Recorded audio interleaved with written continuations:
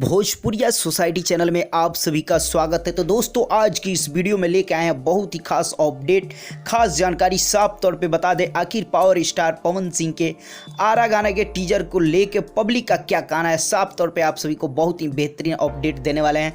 साफ तौर पे बता दें कि आज पावर स्टार पवन सिंह का बहुत ही खूबसूरत गाना का टीजर रिलीज हुआ है। जी हाँ दोस्तों, आरा जिस गाने का ऑडियो सॉन्ग रिलीज हो चुका है, पूरे तरह से धूम मचा के रख दिया है। अब वीडियो सॉन्ग फाइनली आप लोग के बीच बहुत जल्द आने वाला है।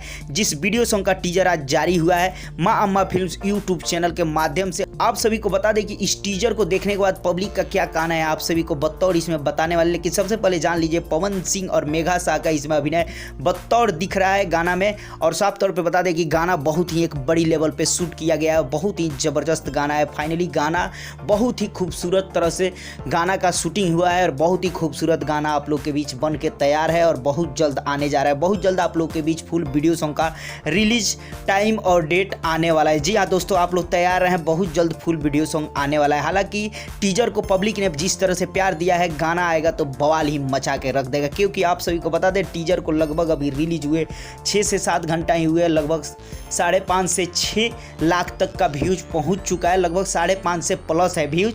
जी हाँ दोस्तों, तो आप सभी को बता दें कि ट्रेलर पे इतना ज़्यादा व्यूज मिल रहा है और लाइक भी काफ़ी ज़्यादा मिल चुका है।